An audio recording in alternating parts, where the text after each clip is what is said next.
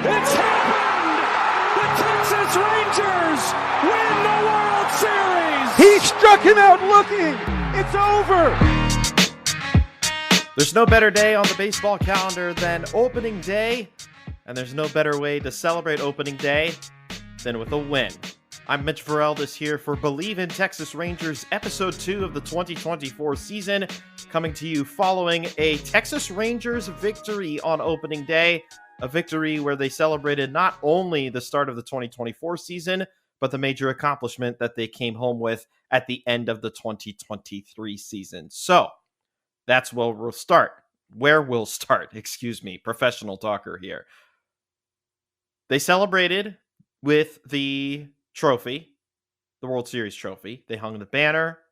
They had the very nice uniforms, very good use of the gold trim. I will add, I know there's been a lot of flack given about the jerseys this year for reasons that have nothing to do with like the color or design or anything like that.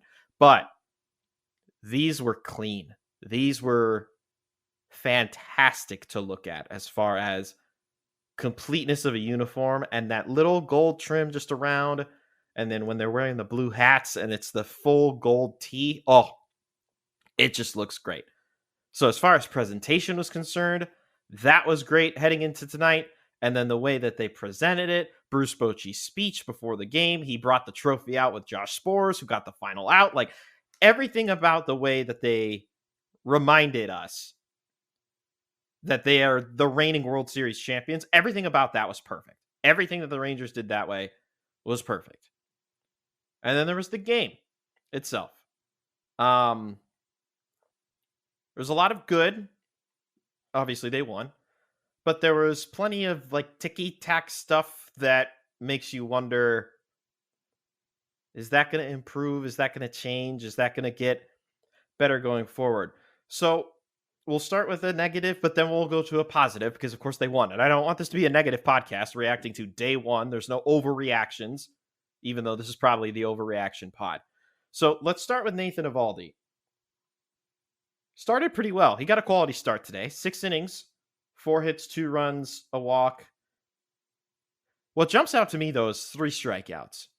And Nate is very much a strikeout pitcher.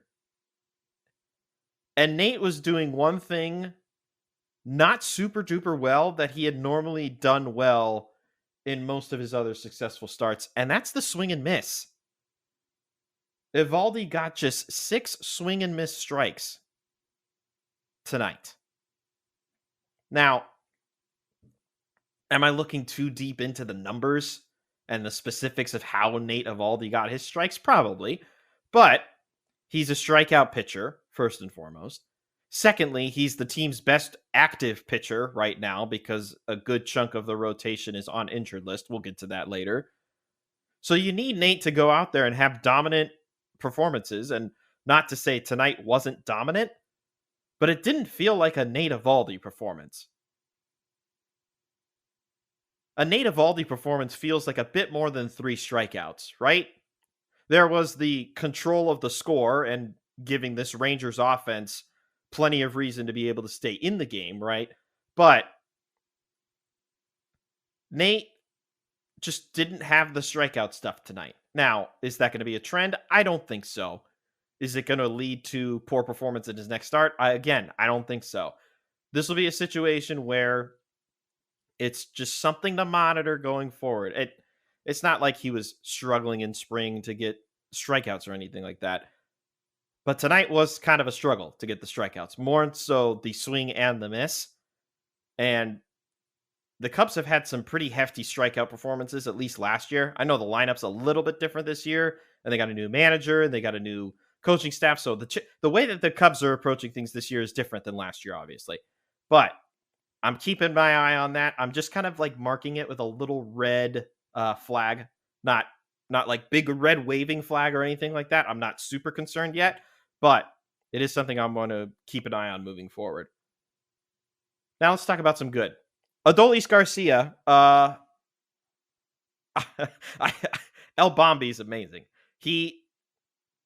His home run, his bat flip to tie the game at 2, in the middle innings was just total El Bombi, right? Like it reminded you of what the Rangers have in Adolis Garcia. And it's once again a massive slap in the face to the St. Louis Cardinals for just letting this guy go, right? And for the Rangers to continue to invest in this guy, and he's paid massive dividends for them. Of course, coming off of the ALCS MVP season in the postseason, coming off of an All-Star appearance last year, a couple All-Star appearances in the past couple of years, actually. He's been electric. He's energetic. He's everything that you would want out of let's call it like it is, a face of this franchise. He's only been around for a couple of years, but there's also quite a few guys who have not been around for a few years. And Adolis was here before any of the big significant offseason signings of Marcus Semien, Corey Seager, John Gray, before they got Jacob deGrom, before they acquired Max Scherzer in a trade. It was Adolis. Adolis was the one that was here. He and Nate Lowe were here at around the same time, but it was more so Adolis became the face of this iteration of Rangers baseball. Maybe that's different now, but it was nice to get that subtle reminder that Adolis Garcia is still that dude. Normally we end the show with Wyatt Watch, but I figure he was a significant part of today's win, so we'll do Wyatt Watch now. Wyatt Langford's final line. He hit 5th in the order today as the DH. 1 for 3, so he got that first major league hit out of the way. He also had a sac fly, so he got his first major league RBI. He walked once and he struck out once. The walk was interesting too, because I believe it was Hector Neris was on the mound at the time, and the pitch clock, I think, ran out on him, so it was basically like an intentional walk. That was kind of funny. But Wyatt Langford drove in the Rangers' first run. He got his first hit, and he was in one of the clutch moments that eventually led to Jonah Heim with the walk-off single, bases loaded in the bottom of the 10th. Wyatt Langford was the guy up leading to Jonah Heim that added some extra pressure on Drew Smyly to, really pitch properly to this guy. Like, Langford is going to be a problem. We didn't see the most damaging performance out of Wyatt today, but those are coming. Guaranteed. Now we got to talk about the hero, Jonah.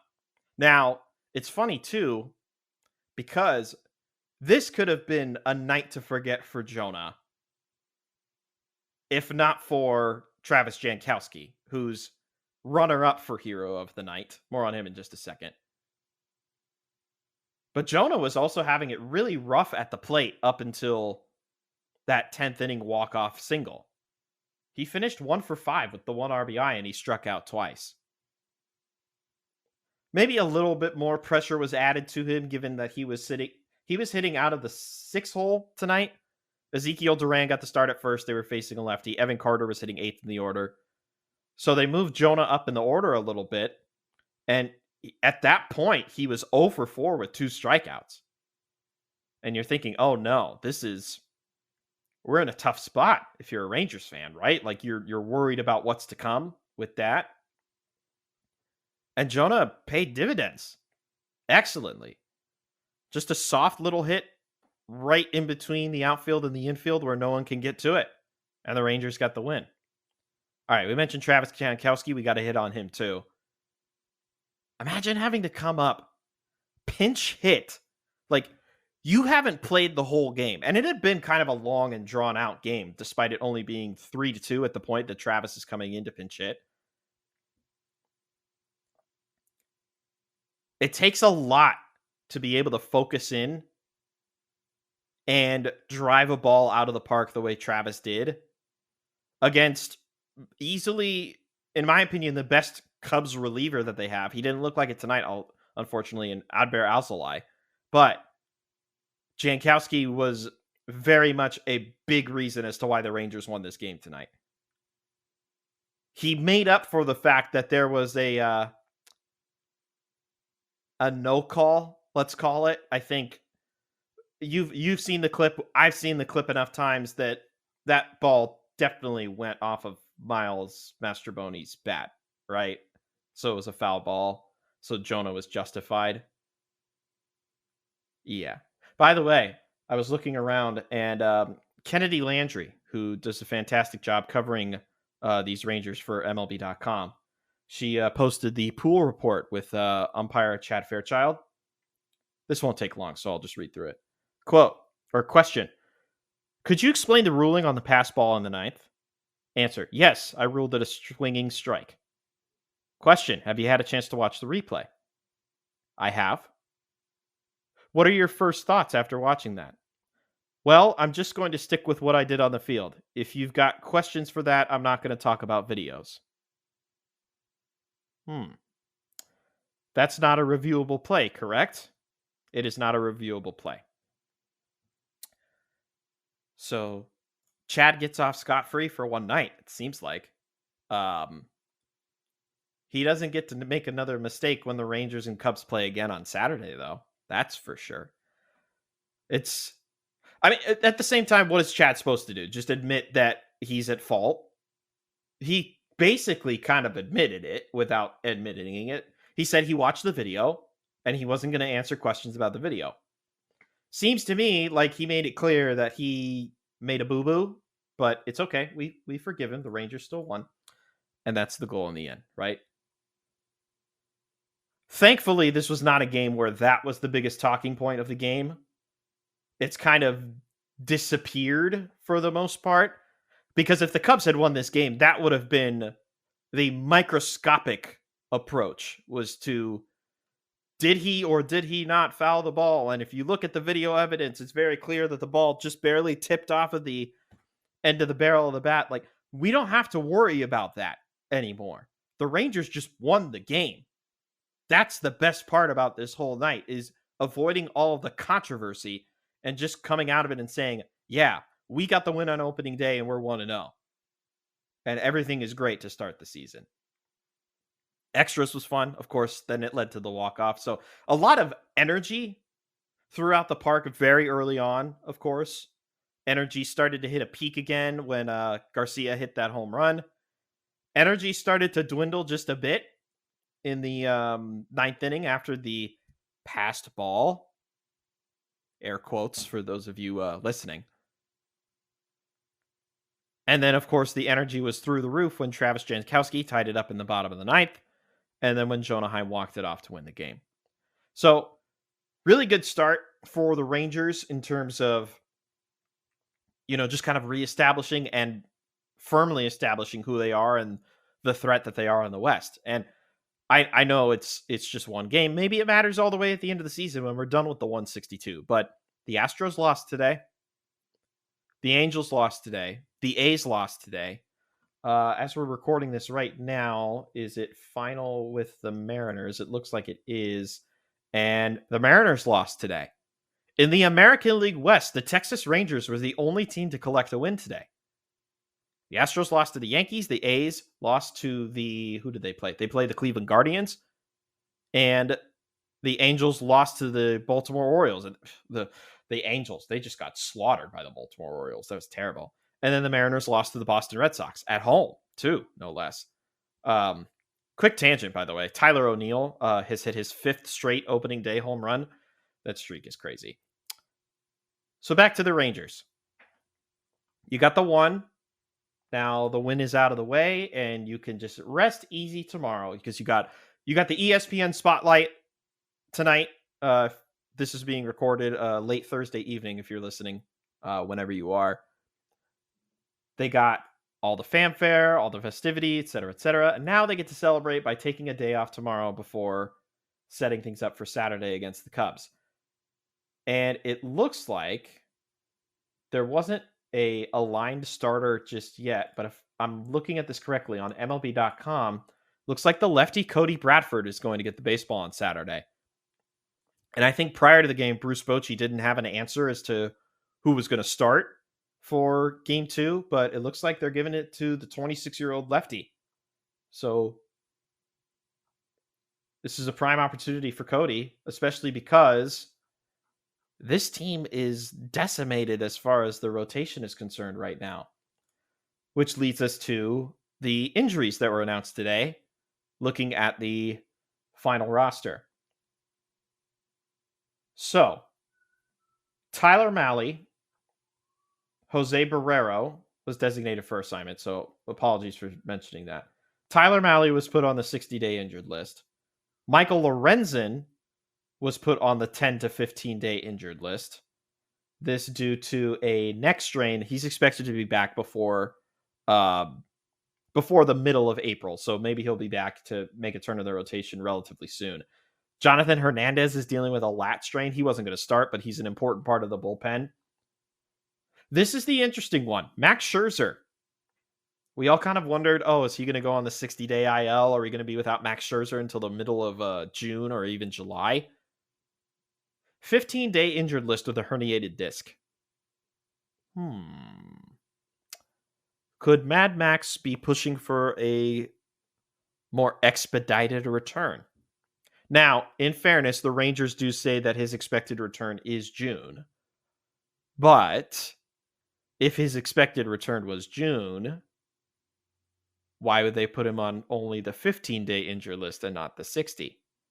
Because June is easily 60 days away from this date that we're speaking on right now. So I wonder if there's a chance that Max comes back a little bit sooner than June and then bolsters this rotation and becomes like a nice little shot in the arm relative to what he was when the Rangers traded for him at the deadline last year. Because then at that point, you at least have Max and Nate at the top. I know they're trying to figure things out. Is John Gray going to be ready to go for his turn in the rotation? Is Andrew Heaney going to be ready to go for his turn in the rotation? I think they're still figuring that out. That's probably why Cody is pitching on Saturday. But man, wouldn't that be great if they got Max back sooner rather than later? It would be a huge boost to this team.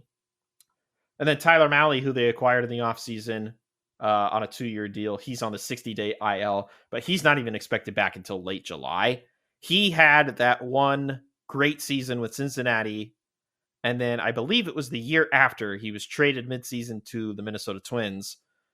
Unfortunately, the return looks a lot better for the Reds than it did for the Twins as a result of Mahle ultimately getting hurt, and he hasn't pitched all that much in the last couple of seasons. But he could be a big boost, especially if you get the all-star caliber version of Tyler Mahle in the rotation. And then Jacob deGrom on the 60-day IL. The Rangers, I should say, are expecting him to be back by All-Star break or after All-Star break. He had the UCL surgery to repair in his right elbow. So that's your injury update. So the one that we're keeping an eye on is Scherzer, of course. But that's not the only pitcher news that we got to touch on. And this will be the last thing that we hit on before we call it a night. Jordan Montgomery reportedly, and I emphasize reportedly because it is definitely not official yet. I'm also, if you didn't know, I'm based in Arizona, and I work for an Arizona sports station as my day job.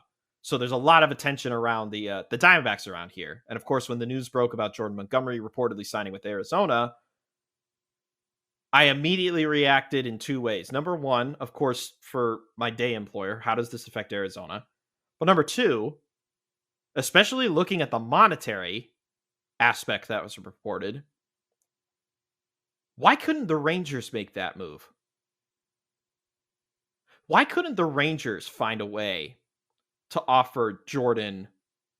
It was basically a 1-for-1, $25 million this year, and then a player option for next year for another 25. There's some vesting accolades that Jordan has to hit. Not accolades. He has to hit a certain amount of starts in order to escalate the pay that he's going to get, et cetera, et cetera.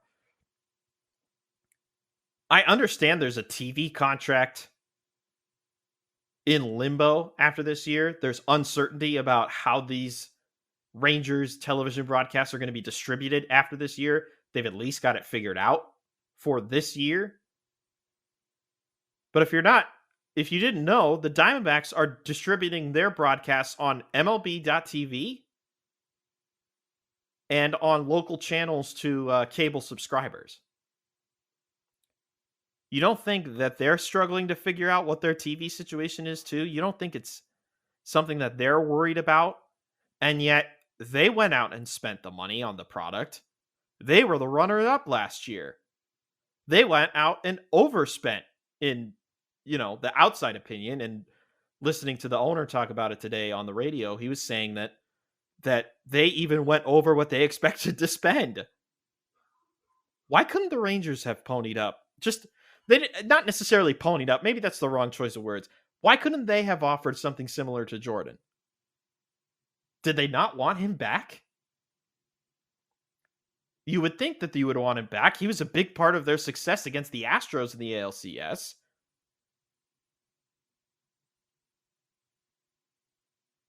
It was very interesting, especially for a team that needs the rotation depth. And there were plenty of teams that needed the rotational help, and Jordan Montgomery could easily have been that help for a number of teams. It wasn't just the Rangers, but you could have just brought him back. You didn't give up all that much to get him in a trade with the Cardinals. And it had gotten to the point in the offseason where you weren't going to be sacrificing a ton of money. There wasn't a ton of offseason money spent already for this team. Again, I say that with the caveat that they've done a ton of spending in the prior years. Think about how much they're paying Corey Seager, Marcus Semien. They've still got some money to Max Scherzer. They're paying a lot of money to John Gray and Jacob deGrom. So, in fairness to the Rangers, I can understand why they weren't big spenders this offseason. But at the same time, you're defending your World Series title. And they didn't really do much aggression this offseason. They've got the young prospects. We're very well aware of that. Wyatt Langford today.